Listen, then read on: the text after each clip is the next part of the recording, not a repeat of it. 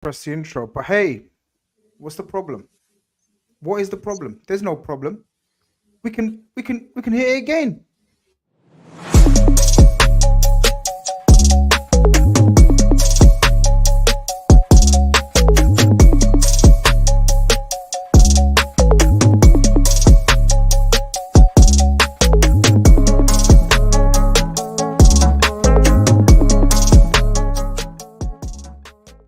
Post-match, KopEnd, Khanage. Welcome back to the channel, people. We are here to talk about top of the table Liverpool. 8 games to go. Walk in the park. There was angry neighbors. There was there was cats being. That's Kurt Zuma territory. Yeah, be careful. We don't want to go there. People, welcome to the channel. We are here to discuss the title running and today's events at Anfield, which resulted in Liverpool 3 and Sheffield United 1. But does that tell the story? No. Who's here to tell you the story? I have Fahi. Listen, you changed your title, man. I like that top hater, man. What's going on, man? Are you out of character today? What's going on? I'm out of character, man. I think Liverpool beat the character out of me. But hey, we're here. That's the main thing. Listen, we are here. We're going to tell you the story of that game because anyone else, Man City fans, probably Arsenal fans thinking, 3-1. Damn. All right, no problem. 3-1. Expected. They don't know the story of that game. Big K is in the building just about because he's so big. What's going on? Back from Marseille, back with a bang.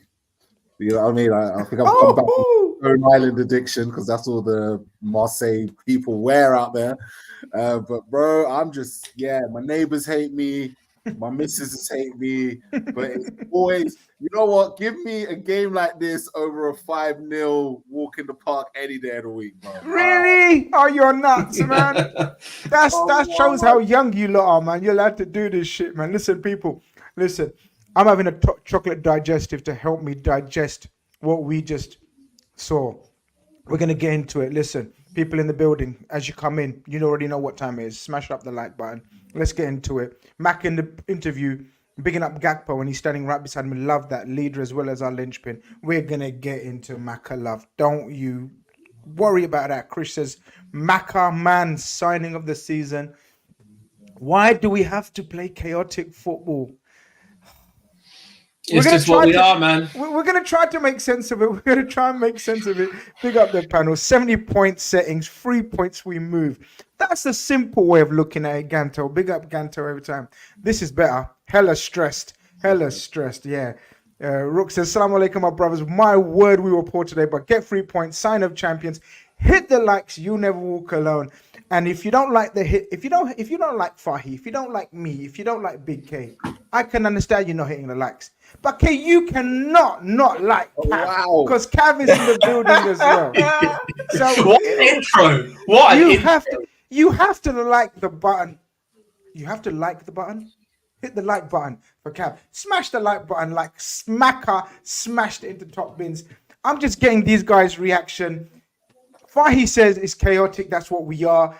Keith says he would like it no other way. This is how he likes it. Cav, reactions. Instant match reaction because this is what they are. Nah, Keith, you're mad. I hate it. I absolutely hate it. I hear what you're saying. This is the beauty of football, right? Gets your emotions going. But nah, today I was on the sofa embarrassed because when we conceded that goal, right?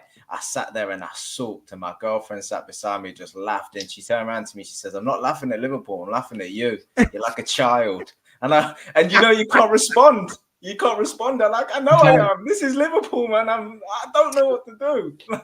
Look, we're gonna get straight into it today. Fahi, the team comes out. That's the team lineup. I thought this is a bit too strong. I don't know why I think that. Automatically, as fans, we always think of rotation and the big game on Sunday, and we take our eye off the ball. But Klopp didn't. You said, okay, I like it. It's strong. Let's smash up a few goals. Or was you similar mindset to me?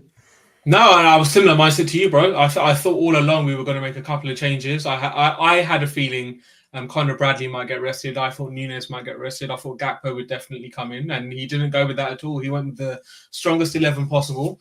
Obviously questionable regarding Gravenberch or Elliott, but ultimately the strongest 11 possible. And I think the idea was just try to kill the game off in the first 60 minutes and then make the changes. And that's not what happened, though, is it? That's not what happened. But Keith, looking at that lineup, Fahi's right. That's one of those lineups where you think, yeah, all right, listen, there's two routes that you do in these situations. There's keep the big guns for later in the second half and come and finish it off if needed. Or you start them and you think, right, let's smash them up and then take them off. This was neither. We're going to get into the substitutions that were needed, and none of that plan worked ultimately because we had to force on players that maybe wouldn't have been coming off and on as well. But that lineup asked for a quick start. It was anything. It actually was a quick start, but it was a quick start from Sheffield United. Again, opposition. Bro, I said it on Twitter. I don't look. We lost to Leeds United, who were bottom of the league last season, 2-1 at Anfield. Yeah, like let's not forget. Like for me, as far as I was concerned, I can't believe it. Man United have just gone 3-2 up against Chelsea. Chelsea shit, man. That's gonna give them fucking confidence. That's for the gas them, which is a good thing. But no, I wanted a big, strong start. You know, put the game out of bed. Bro, let's give Sheffield United their flowers. Yeah, they've just come back of 2 draws. You know, they went away to Bournemouth. They scored 2 goals. I think they played Wolves at home and scored 3 goals. Like they were starting to pick up some sort of momentum. The whole points drop situation. It's that Sheffield United still have hope. They're not one of those teams that are bottom and out because of all the points deductions and everything that's going on. So I wanted to see a quick start, the strongest 11 playing. I was actually surprised that Khanage started, if I'm being honest with you. I know he's been given a rating of 7.1 here, but I thought he had a really poor game today. So I was surprised Konza wasn't kept in this team. But other than that, man, you know, I expected this and I was hoping that we'd get a fast start, and we were lucky we didn't go 1-0 down straight away. Yeah, Cav, go on. What was you going to say? Was someone going to say something there? No, I was laughing. Yeah, Cav, Cav. Okay, so Khanage apparently was with his partner in hospital until the early hours of the morning. And he wasn't, you know, it wasn't 50-50, but, you know, he obviously and we wish his partner all the best, you know, wherever the situation is. I'm with Keith. I thought keep the big man fully fit for Sunday. But Sheffield United are a physical team, as we saw. It kind of made sense, didn't it, from that aspect? I just thought if he's not had the best of nights in terms of rest and preparation, and if there's any doubts about him now as a result of playing today on Sunday, then Konza's been absolutely immense. It was a bit of a risk for you as well. And also the Conor Bradley one, I thought, because I want Conor Bradley to start on Sunday. I don't know if he's going to start now after playing that many minutes. What's your thoughts on the lineup when you saw it? Yeah, no, I thought Khanage would step back in because obviously Konza played the last game, and also because this game should have been a cruise for him. Do you know what I mean? I know he gets a knock that looked quite scary in the second half, and there was a few moments that wasn't looked at, by the way, guys. Just because we're not going to go into minute details, how that fucking scissor kick wasn't looked at is a disgrace. It's worrying when he stays down, but then when you watch it back, you're like, oh, this is scary. This is possibly season ending with the motion and the impact that he had on his knee. But the game, you know, from the off, you kind of think should be a cruise. And I was like, okay, fine, play Khanage then and play him again on Sunday against United if need be, because it shouldn't be too strenuous, this game. And look, if 60th, 70th minute you bring him off and bring Konza on, you know, even if you're a few goals up by half time, you can swap them out. We've seen Klopp make changes with the centre backs to rotate, especially in the Europa League at half time. So there's rotation that could be done there. So I was happy for him to start. Bradley, I agree. I thought maybe he could have done with a little bit of a rest in anticipation for United, but fine. You know, he's all energy. I just, you know, it's okay with him playing as long as he can go again on Sunday, because I would like to see him start. The one that surprised me was just not to see Elliott. I thought this lad, honestly, when I was doing the preview for the last game, it was really close between him and Szoboszlai starting. And I was like, okay, fine, we'll go Szoboszlai. And he has an okay game last time out. And then obviously has the highlight with the pre-assist to the Salah goal, if you like. But I thought then, he would swap Szoboszlai out for Elliott this game and give Elliott his worthy, earned minutes. And he didn't, and we can talk about his performance when he comes on, which was very good. But I thought that was quite a surprise. So, yeah, other than that, I thought maybe Gakpo could have been thrown in there just to maybe give one of the forwards a little bit of a rest in anticipation for Sunday. But clearly, as Jurgen Klopp said in his press conference, he's not taking this game lightly. He's taking it one game at a time, and he's going to put the strongest lineup he can out, and that's exactly what he did. Yeah, that's exactly what he done. Fahi, we have to give flowers to KopEnd Kelleher, man. 100%. He kept us in it in that first. Honestly, man, another save pulled out the hat. Just again, imagine if we would have gone 1-0 down that early against Sheffield United as well. To be fair, we probably would have smashed them. Probably, yeah, we would have. We probably would have smashed them even more in the first half if that was the case. But just the fact that Kelleher just keeps on coming out with these saves, like fair play, man. Bravo. What is it, Fahi? What is it with these slow starts? We talk about it. Bro. Coaches must talk about it. Klopp must talk about it. There's 8 games to go now, broski. We can't be doing these. And 8 games to go. 5 of them are away from home. I know. We cannot start away games like this because we won't have the crowd to get us back into it. 100%. And what is like really rattling me is, as a Liverpool fan, under the Klopp tenure and everything, we've always been known for having fast starts. So what is it? Why are we having slow starts now? I can't understand it. And yeah, yet again, tonight, it was another slow start. And like you said, you make a really good point. We've got 5 away games of the 8. We cannot be doing this away from home. Because if you do that at Old Trafford, you're putting immense pressure on yourself. If you do that at Everton's ground, you're putting a hell of a lot of pressure on yourself. Like, we really need to sort ourselves out. And like Van Dijk said at the end of the game, we really need to make sure that we're going from minute 1. It's so strange, Keith. So strange. No, can't even be minute 1. The chance comes on 36. You're right. Yeah, exactly. That's where we went second wrong. one. We started 1 minute in.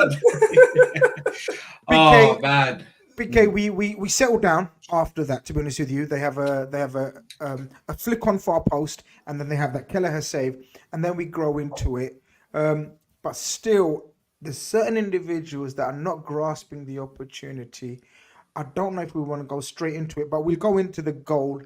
If anyone deserves a goal like that, it's Darwin Nunez for the amount of furlongs, because you get the house, you get the horse. Yeah, you get it. All right. Listen, so basically, if anyone deserves a goal like that, it's Darwin Nunez. I mean, you get what you deserve sometimes in life, and it's one of those we'll take that. Loved his Kung Fu Panda impression. Looked like Eric Cantona on the Crystal Palace fan, except Darwin kicked the ball and not the man. You know what I mean? Like he went for it. It was a freak goal. It was just fucking weird, to be honest with you. It just, I don't really understand how that all happened. I think the keeper just had moments of lapse.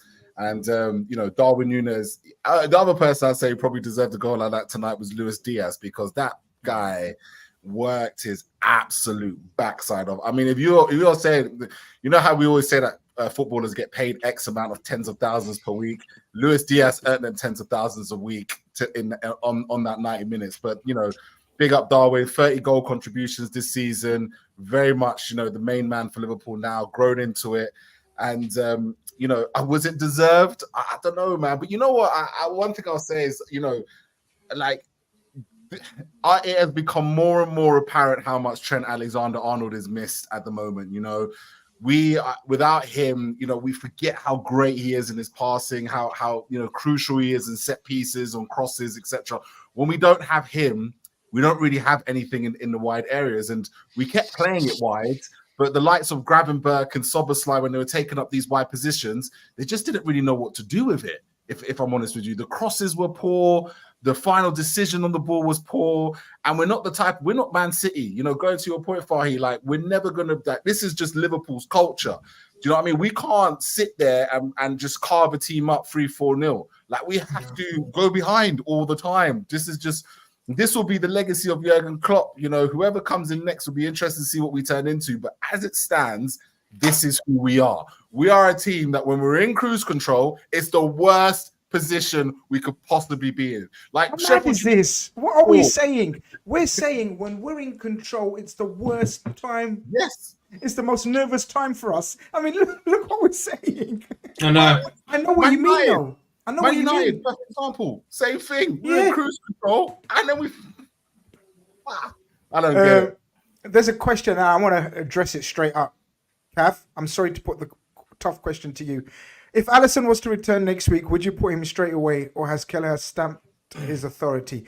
8 games to go, Kath. Yep. Possibly, hopefully 5 in the Europa League. Mm-hmm. Yeah, 2 and 2, isn't it? 2, yeah. 5 in the Europa League, 8 in the league, right? If Alisson is ready to go, he's not going to be ready to go for Sunday. And when do we play next? Midweek again? Thursday again? Okay, he's not going to be ready for Thursday. But I think he's going to be ready for next weekend. So for Palace. I'm putting you on the spot. That's okay, because I've actually given this some thought. I've given this some thought after Kelleher made that save really early on. I'm keeping Kelleher in between the sticks, you know. Like, I know as great as Alisson is, but Kelleher's done everything right in every game he's performed in. Like, calm on the ball, sweeps up. I'm agreeing with you, but I'm just saying, wow. He's pulling off saves that, you know, that are keeping us in games. So why would you change that? I get it's Alisson, but at the minute, it's like, don't fix what's not broken, you know? People in the chat, let us know what you think. Smash the like button while you think. Hopefully you can do 2 things at the same time. Come on, people. We know you can. Fahi, big questions. And I think it's gonna be a pivotal question for the rest of the season. I think it's a huge debate. Do you know what I say to that, Grizz? I think because of how Kelleher has performed, there's no need to rush Alisson. So give Alisson a long week's worth of training. You're getting out of it. You're getting out of the question. Because I'm not asking give him time. I'm saying once Alisson has had his time and his...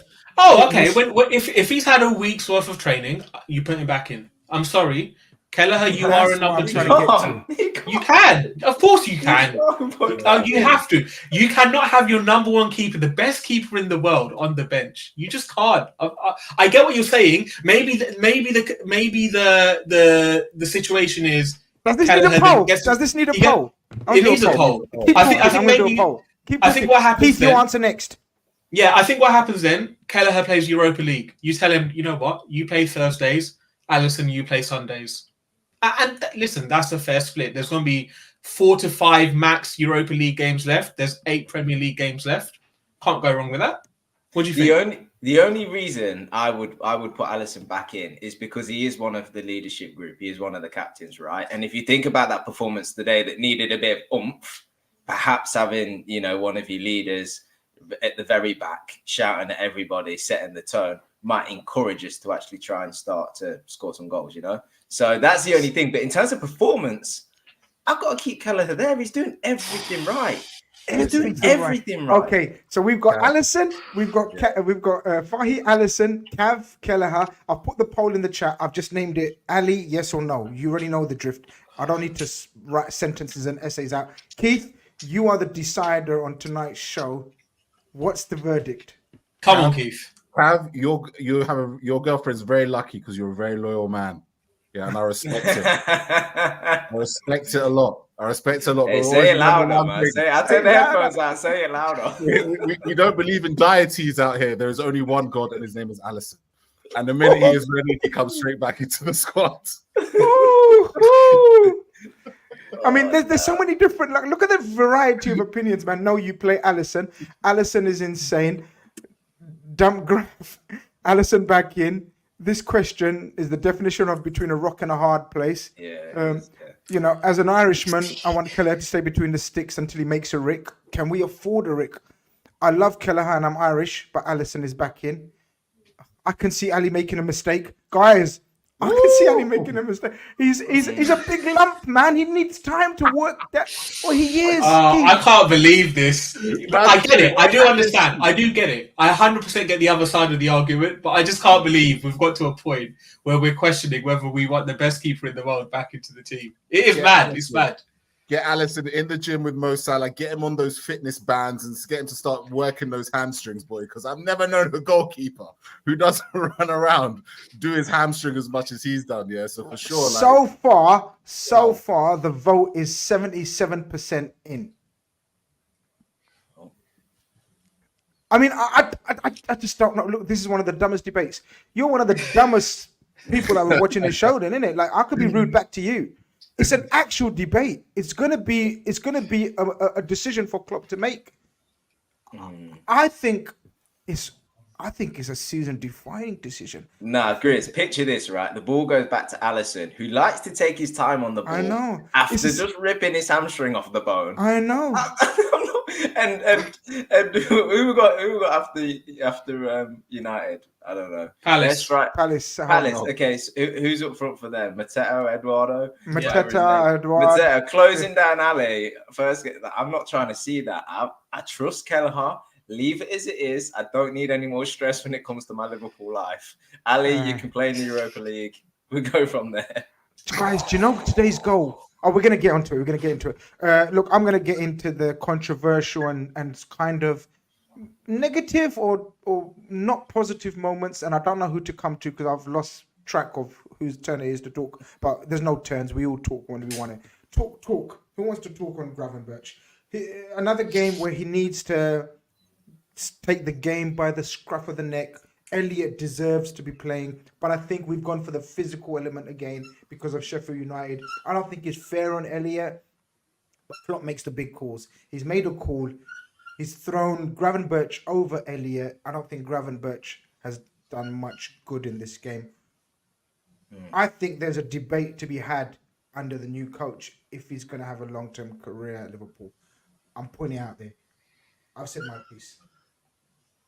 I don't know. It's going to be difficult to say from next season onwards because you just don't know how that manager's going to want to play. And also, there is a lot of development for Gravenberch to make. You can see that he's got ability, right? That goes without saying. Just a little bit of a tangent, but I felt really sorry for Diaz today. And Keith, you mentioned it. He played brilliantly well, but he was playing brilliantly well on his own out there on the left. You know, Gravenberch was put in there. And I'm going to get to the reason why, but sorry, Kev. I'm so sorry. We opted to go with Gomez at left back. Not sure why Simi or Robbo can't get a game, but fine. Gomez has been solid there at left back and improved in that position, but he naturally will step inside and come into the midfield and do the overload thing and does it okay. His passing was pretty sound today, but offensively, he's not dynamic. So I think that's where we put Gravenberch in to try and be that dynamism, to occupy the pockets that are going to be left outside in and around the 18-yard box when Diaz is occupying different areas and drifting and so on. But it just felt like he was getting in positions and getting on the ball, and it looked like he was working hard, but just wasn't convinced in what he was trying to do. You know, at times where he was trying to coast past people, it was a little half-heartedly. You know, it was almost like someone forced him to do it and he didn't actually believe that he was going to beat people. But it's fully understandable because, you know, he's not played a lot of football and is still finding his way. So you'd like to think when that confidence comes, and that confidence can only come through playing, that he'll be a great player. I just question whether it's the right time. With 8 games to go, you decide to put him in ahead of someone like Elliott, who's playing really well for both club and country. You know, I don't blame Gravenberch. I blame the decision to start him. I know it's only Sheffield United, but you have to treat Sheffield United like they're Man City in these cup finals towards the end of the season. So, you can't really get on his back too much. It's just where he finds himself in his career and his Liverpool career, to be honest, early on. You know, I don't think he starts another game in the Premier League. But you know what it is? Can't take that risk. It's a balance thing, though. It's a balance thing. Like him and Szoboszlai, I've seen this pairing. He's done it a few times, and it doesn't work, okay? It does not work, right? Because ultimately, one of those guys has got to decide that they're going to be the guy to almost play alongside Mac Allister or slightly in that slightly deeper role, progressive role, right? Gravenberch, Szoboszlai like to get into similar areas. When you get into similar areas, all of a sudden, everyone's getting in each other's way. Everyone's trying to do the similar thing. There's no space. And Sheffield United gave no space at all. They were compact, they were tight. And I just feel like you've got to get the balance right. And I do not see a future where Szoboszlai and Gravenberch are playing in the same 11. I thought Gravenberch was really good against Brentford. I thought Gravenberch was really good against Luton. And I thought that in both those instances, when we had Endo and Mac Allister playing, there was much more of a balance to allow him to be the focal point of the midfielder driving through. When we're playing two of those players, I just feel like it becomes congested, it becomes centralized. And when you're playing against a team like Sheffield United, who are compact as hell, and you're not got width, which Cav has just said, because Gomez was inverting, Bradley was inverting, you're ultimately going to really just find ways to struggle. So I think as much as it was Gravenberch, at times, the first one thing I have to say real quick, he cannot for the life of me shoot. I don't understand why. But every single time he takes a shot, it's the tamest thing I've ever seen for a man with his technical ability. And I just don't think the balance suited him tonight. Gravenberch. What do we do? Yeah, I listen. He's just come back off injury, right? It's his first start in Lord knows how long. I agree with everything Keith has said. I'm unsure as to why Szoboszlai and Gravenberch are starting games together anyway, to be honest, because they both look to do the same thing in a sense. The only difference is Szoboszlai can probably cover more ground. I'm going to give him a bit. I'm going to give him a bit of grace. Look, he's had a tough season. First season in the Prem. 21 years old. Just been out injured. Come back. I'm really shocked that he even started. To be honest, I don't know. I don't know what he's done to jump the queue ahead of Harvey Elliott to start this game. Is it is it trying to give him rhythm, confidence? Yeah, but I don't get it as well. Honestly, I don't. Yeah. But if anything, you're putting off Harvey Elliott because what more does the guy need to do? Like I don't really understand. What more does he need to start? He can't start a game against relegation battlers Sheffield United at home. It's insane to me. So I'm confused as to why he started the game. I kind of understand the physicality aspect, and that probably is what it is. Obviously, Gravenberch brings a bit of height to the midfield as well. But yeah, Gravenberch, Szoboszlai together, I don't want to see it because they both are too similar in type in the kind of areas in the middle of the pitch, and we don't need that. What didn't make sense was the knock-on impact it had. Is in Szoboszlai in the last game starts on the left because obviously Mac Allister's on the right, and then because Gravenberch has to play, Szoboszlai now moves back onto the right of midfield, right, where he has predominantly played for Liverpool, but not quite figured out how to link up with Salah and Bradley yet. So he's playing right side 8 and still trying to feel his way in where to occupy. Do I make the inside run when Salah's on the ball? Do I make an overlap? Do I get into the box? Do I linger on the edge of the box? Bradley's seemingly bombing on behind, and doing inverted and bombing on beyond me. And he struggled to really find his place in that right-sided 8. He's done well enough, but not to the level we know he's capable of. Gets shifted over to the left so Matt can do that position. And then has an okay performance. And then just to get Gravenberch back in the team, shifted back on the right again. Would it not have made sense to play Elliott on the right-sided 8 position, a place he knows well, and just leave Sobbo where he was last time out? Just keep him there as a left-sided 8, and let him just develop in that role. It just seemed like too many, just overcomplicating things where you didn't really need to. And look, if it doesn't work out, first half, 60 minutes, whatever, you've got Curtis Jones who's just come back, who's a super intelligent footballer. You've got, you still can bring Gravenberch on whilst the opposition are a little bit more tired, so he can manipulate that space a bit better. Just felt like we overcomplicated it, to be honest, and it didn't particularly benefit any of our midfielders. I think the whole sort of game started getting complicated at that stage. I think that's the word to use actually today. I think we overcomplicated it. There was a period where I just didn't know what our intentions were. Mohamed Salah, guys, looked a bit I don't know what the word is, because he's playing in this role now where almost he's like the senior statesman of this team now, and he gets the ball and he caresses it around, comes inside, and there's no dynamism. And Mohamed Salah, and I know he played a couple of lovely balls. He was making others do the running for him. Like literally, Szoboszlai and Bradley must have covered 100 miles today for Mohamed Salah. But obviously we get on to, he gets taken off. Halftime comes, there's not much going on. We just need a second goal, Fahi, to kill it off. Where is the second goal coming from? What was the game plan, do you think? Because I was confused. Yeah, I feel like we were just passing it about trying to look for an opening. I think that's all it was. We were trying to draw Sheffield in and trying to find a gap, and we just But they couldn't weren't find drawing it. out. They weren't coming out. That was the problem. No. They weren't coming out. That's the thing. They continued on what they were doing at 0-0. They were doing it at 1-0 as well. Yeah. So we were struggling to find pockets of space to kind of get things done. And yeah, obviously they punished us. But yeah, I don't really know what we were doing at 1-0, to be honest. I was really confused. And around the 50th minute mark, I was looking at my mate who's downstairs watching the game with me. And I was like, you know what? I can see Sheffield United getting a goal here, because ultimately the way it's looking, it's like they're going to get an opportunity down the right-hand side and do something. And 5 minutes later, 5-10 minutes later, that's exactly what happened. It's one of those goals where I think you mentioned Leeds. Wasn't there a goal against Leeds where it's a header back and it was it similar goal, guys? In the similar end? Right. And at first I thought, is that the first blunder of Kelleher that some people are waiting for? But it wasn't a blunder, because the ball gets pushed back, headed back, and it comes off Conor Bradley, who, by the way, inadvertently became my FPL captain today because Haaland didn't come on. And who knows? Who you don't think of this vice captain when Haaland is captain, right? And so Bradley becomes, and I'm thinking, yeah, all right, no problem. Clean sheet 30. Yeah, he might even get an assist. Fuck off. He gets an own goal and they concede. So FPL, but Keith, that build up to that goal was screaming out, someone make a effing foul, break up the play, and we don't, and they score. Disaster. Listen, Conor Carragher, he seems to be loving his own goal. Second own goal this season already. Is that his second one? Yes, it is. I hope it's not becoming a trend. Bless him. Look, what do you do in these situations? Yeah, do you say that okay, Liverpool were stupid in that situation, or do you say that Hammer died for that goal? Let's be very clear.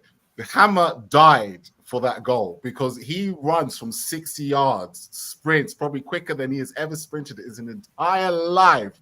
So much so that after that goal, he goes off for pull cramp or something, and he comes off literally seconds later. So, I mean, if that's not putting your body in the line, I don't know what is. So, you know, sometimes you just got to give credit where it's due. And, you know, Liverpool, the problem is when we start getting frustrated, we start throwing men forward, and then we are so susceptible to the counterattacks because we literally have our two centre-backs standing in the halfway line. So once Sheffield United get that break going on, anything can happen in that situation. It's happened to us throughout Jurgen Klopp's tenure at the club. You know, who's to blame? Maybe we should have taken people out, etc. But I think the team is to blame as a whole because we were so lethargic in the build-up play, and the way we lost the ball and turned over possession is what caused the goal. So it wasn't a case of maybe, I wouldn't say it's a case of taking the man out. Virgil should have been here. Khanage should have been there. Actually, it's just how wasteful we were with possession in their own half to allow a counter-attack to take place like that. So, you know, the whole team was to blame there, and that's including Jurgen, because clearly whatever he said at halftime did not resonate. Did not work. It did not resonate. They score. We're flat as a pancake. As they score, Cav, are they pre-planned substitutions? Because what happens is he takes Mohamed Salah and Joe Gomez off and brings on Raheem Sterling. Jesus Christ. I know, I'm picking my... I can't reveal what I'm picking. I'm picking up to 5 for the big 6. I'm supposed to have sent it in for the show, but I haven't sent it in. But okay, Robertson and Elliott come on for Salah and Gomez. Yeah. What made him do that? Do you know what? I do think it was pre-planned. I do think that. Do you stick with it when they just equalised, though? It was Gravenberch, not Gomez. That's what was confusing. Because you had Robbo come on. Sorry. Yes. Yeah, you had Robbo come on and you had 5 defenders. It was a bit confusing. Yeah, but I do think it was pre-planned with United in mind. But to be honest, I quite like that he was brave and stuck to his guns and took Salah off, because I didn't think that performance was worthy of staying on. And as good as he is, you know, and there's no point going on about the credit he's got or what have you. We're just going to keep it to today's game. It wasn't good enough. pure and simply, this guy, maybe he's taking the calm approach to make sure we're not sort of panicking in this title race, but it just seems it's coming off lethargic, it's coming off lazy. And I would much rather see a Mohamed Salah that looks a bit more fired up, that demands the ball, that is trying to actually run at people and make things happen as opposed to waiting for things to happen. And today, it was a slow performance. His passing wasn't particularly incisive. When he was throwing balls into the box, it was a bit hopeful. Fair play, he picks out the inverted run quite well. His weighted pass is great, but when the guy's running straight across your line of vision, it's not too difficult to know that's the pass you're going to play, especially when you've been doing it all season. I just thought it wasn't a performance from one of our senior players that really was setting a standard today, and that's where we almost became unstuck. So credit Klopp for being brave enough to take him off. I'm sure, as we all were on our TV screens, we were staring at Salah's face as he walks off, waiting for a reaction. He didn't give one. Fair play. You can clearly see he's upset. He's not a man that would like to ever be taken off. He never will. But he sat down, and he kept quiet, and that's fine. Nothing to make of it. But fair play to Klopp for making the changes. He needed to. What's the point in having... Yeah. Keith, looks like Keith's getting kicked out as we speak. Live and exclusive footage of Keith getting kicked out of his house. Keith being arrested. I saw real quick here, because obviously you're going on the big six. Man United just conceded a penalty. What's the score? It's 3-2 to United. Unbelievable. Chelsea last minute pen. Last minute. I thought because Keith's getting bullied from left, right, and centre, he's been shouting at the wife, shouting at the neighbours, and now he's like sort of ducking and diving around his own house. Fahi, what I was going to say... He'll be in the attic soon. Yeah, he'll be in the attic soon. Fahi, what I was going to say is, I don't know, what was your reaction to those substitutes? Because for about 5 minutes, we were all over the place when they scored. I didn't know what formation we were playing. I think we matched them up. That's what I think. Yeah. And then we thought, that's not us. Mm-hmm. And then we brought on the cavalry, so to speak. Yeah. Curtis Jones, Gakpo. And it's fair to say, Fahi, and I know Cav wanted to jump on this, but I'm sorry I'm nicking your points. Actually, Omar made it in the group. And I was going to say it anyway.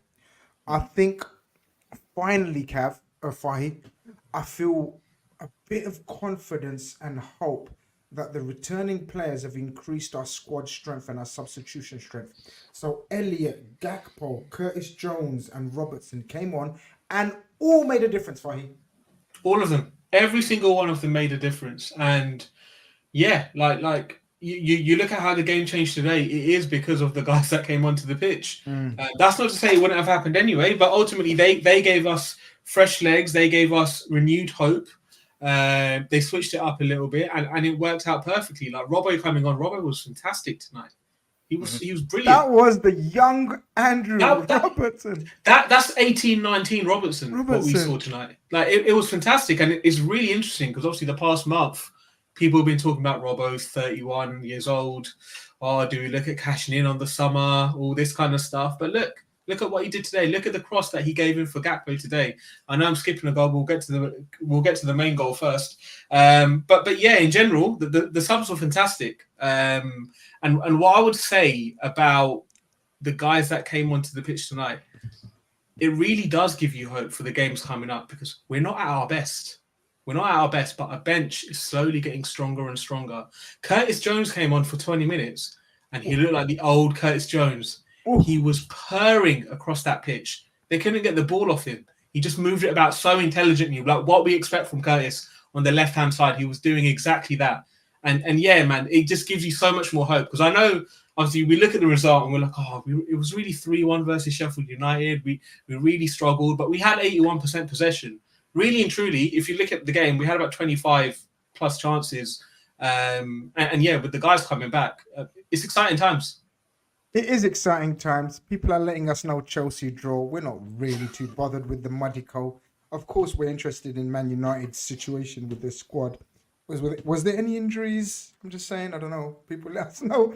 I mean, I don't wish any injuries, but I'm just, football man, I'm inquiring. Was there any injuries or substitutions? But Keith, I don't think there's any time to waste because I've got 10 minutes left unless you guys want to carry on after me.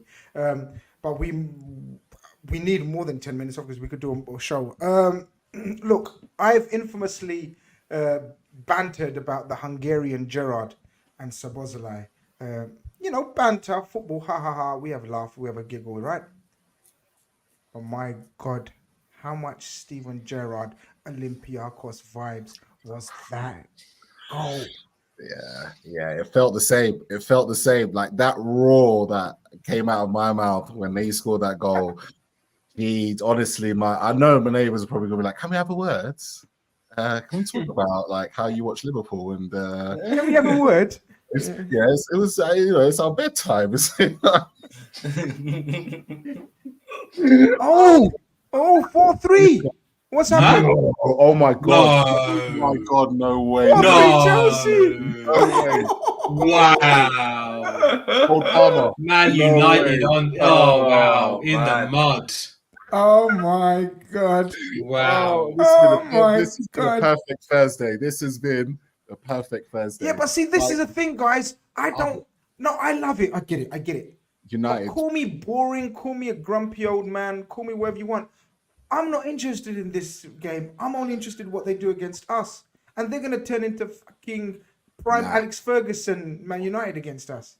I'm sorry. Do you know what, right? I'm just going back to Mac Allister. Mac Allister is the best midfield, like in terms of midfielder that we have had since Steven Gerrard. Absolutely. Like the man can do it all. Mac Allister is all action. There's nothing that man can't do, right? Can he put in a tackle? Yes. Can he bang a goal from 50 yards? Yes. Can he play a pass? Yes.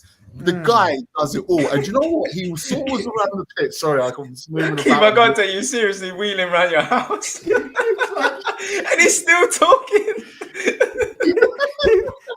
Keep settle down. Can I have a cup of tea, please? Yeah. No, honestly, settle down. This guy can do it all. He can do it all. And you know what? I have never, I haven't gotten somebody in the back of my shirt since Michael Owen, because when I was a kid, right, big Michael Owen fan, one later. My next Liverpool shirt is Mac Allister on the back. He is a revelation. I'm in love. What are you getting on the back though? You're not going to get Mac Allister, are you? Are you going to get Mac 10? Are you going to get Macca? Are you going to get Alexis? What are you going to get? You know what? On the show on Sunday, we'll put that to the viewers on. Yeah, we'll do a poll. Yeah, that's a great question. Yeah. Look, Mac Allister, you all need to have a say on Mac Allister. Not just his goal, guys. Like amongst chaos, amongst mayhem, amongst, as I said, disorganization, no real game plan. He was the one. I think Szoboszlai slowly getting better. You can tell he's been out for a couple of months. But this guy is just, like he says, he's sublime, isn't he? I don't know how more to describe him, like, apart from he's the Argentinian Gerrard. Yeah, and I don't know, by the way, I don't know if anyone just read this out. I wasn't listening 20 seconds ago. Mac Allister is the first Liverpool midfielder to score or assist a goal in 6 consecutive appearances in all competitions since Steven Gerrard. There you go. So he is our Argentine Steven Gerrard. Everyone was saying maybe Gundogan and all that kind of stuff, but look, man, he's coming in clutch with some of these goals. Cav. Do you know, I trust Mac Allister in the midfield like I trust Virgil in defence. Great. As in, any ball, any area of the pitch, received, passing, heading, touch, incisiveness, decisiveness, anything. He can do anything. And do you know what? Today, there was times where he was going up for duels and he was winning headers against guys that are twice as big as him. He was using his body and the touch. You know, like this guy's being climbed on and he just touches it with the top of his foot and then just keeps it moving. He's winning battles on the edge of our 18-yard box. He's winning battles on the edge of their 18-yard box in the center circle. He is doing it all. And you know what? Every single time we've gone for a title and we've been in this sort of final sort of stint, we have had players step up, but I'm not too sure if we've had a player really grab this team and drag us, and he's done that in the past 2 games, and I'm just so grateful that we've got him, because without him we wouldn't be in the title charge. Like, we wouldn't be. Did you guys get? I know, of course, we have to relate it to ourselves and ours, so we get Steven Gerrard vibes. But do you know what vibes it gave me, guys? Vincent Kompany. Yeah. Remember Leicester? I felt that. Yeah. Yeah. Hello. And you know when he scored that goal, I turned around to my missus and I was like, I can't see how we don't win the league when we score goals like this to win the Don't game. say this, Fahi, But then wait, let me finish. What I then turned around and said, we are the only club that kind of thing would happen to, where we would keep on scoring, wonder goals right at the end and win games and still not win the league. But because you just look at that goal and it reminded me of Company as well. And I was like, how the hell can we have all of this in our highlight reel for this season and we come away with it with nothing, man? That would be so cruel. We have, if you look at sort of comebacks and goals and last minute, we have this Netflix that we're about to do, this documentary that's taking place. Good, that's the answer. Cinema. That's the answer. Because it's for Netflix. We're just doing it for Netflix. We're doing this on purpose, aren't we? Oh yeah, Keith. It'll make sense on purpose because this doesn't make sense, guys. We're doing it every single time. We need to kick up our backside. We can't keep a clean sheet to save our lives. And now, guys, okay, we see it through. We controlled it after that, as Fahi says, or one of you guys said about Curtis Jones, came on and looked like he hasn't been away. He just controlled everything on that pitch. He's going to be vital. Robertson charging up and down, looks like he's going to be the left back against Man United. It makes sense. Big game, big players, big leaders, big calls to be made, big decisions to be made. We might as well kind of segue into it because it's been on my mind forever. This was on my mind, but I knew we're going to win. And I knew it's going to be tricky, but I knew we're going to win. How important, what is the state of play in your minds with regards to this Man United game? Cav? I think we win. I think the FA Cup. Is it a must win? Oh yeah, of course. Every single game's a must win. No, every single game's a must win. You see the way that City dispatched, Villa last night. Yeah, you've got to. You can't think that you're going to be able to drop points. You've just got to win every game. But I do think that United knocking us out of the FA Cup kind of might be a blessing in disguise. I think we go into this so serious. I think we're right up for it. I think we've got a couple of changes to make for that lineup come Sunday, which will help the team as well. I think Endo is going to be a great man to bring back in because it's going to push Mac Allister further forward and so on and so on. But I think we win that game. I'm so confident for that game now, not because of what's happened today. With where Keith has been roaming around and keeping us updated. even prior, I genuinely think that Liverpool are going to be on it come Sunday. And I tell you what, if they're not, they don't deserve to win a league because it's United, it's a league title running, and you've got players coming back. You're finding ways to win. There's no more motivation. You couldn't ask for anything more to go out there on Sunday and want to win. So if they don't turn up like they didn't today, they can't have any excuses for not winning the league. Can I just say as well, Grizz, I was just going to say, I'd rather have the performance that we had tonight versus Sheffield United out the way. So then it motivates us a little bit more versus United, where it's like, you know what? Ooh, we had a sticky game at the start on Thursday. Yeah, we can't play like that. We've got to be bang on it on Sunday. We've got our own very soccer god Evan in the building. He's singing the famous Chelsea chant, of Chelsea. And sorry, I can just imagine Evan singing that in his American accent, strong American accent. Big up Evan. Hopefully see him on Sunday on the on the Red Fellas, Big Fellas. Yeah, Keith, that's Big Fellas. Keith, Man United. I don't need to ask you. I don't think I need. But just the relevance and this. What's the word, guys? Help me out here. This is huge. The importance of this, the psychological everything. This is psychological warfare. This is not about on the pitch. We know we're a far better team than them. We knew that when we lost there 2-3 weeks ago. We've been there many times where we've been the better team, but they managed to get a draw or fluke a win. This is psychological warfare. We must go there and win. And if we do, that's 7 games to go. and still our minimum of 2-point lead intact. We don't know what the others are going to do, but if we win, 7 games to go, minimum 2-point lead still intact. As far as I'm concerned, magnitude. yeah, Tell me the magnitude of this. Tell me the magnitude of this game. Yeah, you know what? You know me, Grizz. Man United's pain is my pleasure. Yeah, as you just saw right there. As you just saw. Yeah, and you just saw right there. Yeah. So when we lost in that FA Cup, I cannot tell you I couldn't sleep that night. Yeah, because I couldn't understand how we lost that game. Yeah, how the hell did we cruise control that game? Do you know what? Them losing that game has just worked in our favor tenfold. Couple of reasons why. They're now going to want to bounce back in front of their fans, which means they're not going to do that whole defend 10 men in the box that they did at Anfield in the previous Premier League game, right? They're going to come out and they're going to try to play football against us. And when they did that in the FA Cup, we showed them what time it is, but we just didn't show them the end of the day. Do you know what I mean? Like, we just did not seal that game.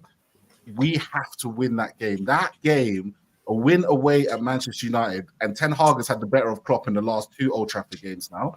So Klopp has got a point to prove, right? How dare he let this gaslighter who keeps telling everybody his team's so good beat him twice and a third time. But also, it is in our hands. That's it. All that we have to do is win. We don't have to win by 5 goals. It's not about goal difference. All we have to do is win by hook, by crook, whatever we need to do, last minute goal, whatever it takes. We just need to win. That's all that matters. 8 more games to go. I have 8 games left, but the Man United game will be a big momentum shifter. Fahi. Yeah, listen, Sunday. Keeper's right, man. Yeah, listen, Sunday is huge. It's massive for a number of reasons. One of the main reasons is our opposition fans that are in the title chase, they're looking at that game as a game where we should be dropping. We may drop points. So imagine we don't slip up. Imagine we beat United comprehensively. Can you imagine the tears, the little group chats that they have? We're like, oh shit, they didn't drop points, and now they start looking at Fulham away. Oh, that's got to be the game. That's what we want. We want to go in with that psychological edge. If we can beat United, forget the rivalry for a second. That's obvious. This means so much more right now. This game is for the title. Like, it's a title chase. We need to go in there. We will need to win convincingly. I don't care how it happens. As long as we get the victory, that's all that matters. Evan says, I'd take a beach ball deflection. Evan. Facts. Yeah. Bro, listen. De Zerbi has got his audition on Saturday evening at the Amats. Yeah? The Crystal Palace manager, do it for your countrymen. Do it for Germany. Yeah? At Selhurst Park. And then if we can do the business on Sunday, my friend, it's all right. You know what it is? I just want total focus on Man United. And look, today they've been apparently like paused it up. Apparently they were the better team for the second half. They were 2-0 down or something. 3-2 up. I didn't even watch their game, and then they capitulated. Who cares what state of play they're going to be in? Even though it does matter and is relevant, because obviously if they've got no centre backs and they're forced to play McTominay there or something, then it will have an effect. We need to get our selections spot on. Guys, very quickly, there's going to be some huge calls. The players that we all mentioned made a huge impact, massive impact. At the top of your head, we're going to hopefully do a preview in the next 48 hours, a proper preview. But is there any big calls that you've already made in your head that this is a big call, but I've decided what I'm going to do without naming the whole team? Yeah, I'll quickly go. Robertson comes back in for me cool. At left back. Endo comes back in, and sure. I would play Curtis Jones ahead of Szoboszlai. Yeah. Fahi, any big calls for you that you've already made up in your mind? Assuming everyone's comes out through unscathed. Yeah. I think the big call is working out whether Robertson starts at left back or whether Gomez starts at right back and Robertson on left back. That's the question mark I have, and that's the big call we're gonna have to make. I think the midfield picks itself. It's Mac, Endo, and Szoboszlai. Forward line picks itself. It is what it was today. It's working out that defense on the right and left hand side. Konate, Virgil obviously start. Bradley, Robbo, Gomez. Which of the two? It's a big call, man. I agree with Cav, by the way. Sorry, Fahi, also love, but Curtis Jones has to start this game. I think Man United give us so much space in the middle of the park. I think Szoboszlai is an all-action midfielder, great in tough tactical battles where we need him to counter-press, but we need to keep that ball so much better. We need to find passes so much better, and Curtis Jones is better at that. United give too much space in the midfield. The other question, hopefully everything is well, God willing, for Konate, but, I think that a call could be made for Konza to start ahead of him. Wow, that's the big call of the night. I wouldn't do it, but yeah. I thought Konza was he played? Did he play in the FA Cup? Yeah, he was. He started. He was brilliant as well. I don't think he put a foot wrong, to be honest. I just think Konate, personal problems can obviously, it's the finer margins, right? If anything, 1% is all it takes. And tonight we saw Konate lack that 1%, from no fault of his own. But if that is something that carries over for the rest of the week, then Konza starts. Guys, we must end it here. There's going to be so much. There's going to be so much to talk about in the next. Every other day. This is mad. This is it now. We've had our rest. We've had our break. This is it now. It's all action. All action. All action on here. It's going to be carnage. Europa League starts. Oh my God, Man United, and then 3 games. Then those 3 away games in 6 days.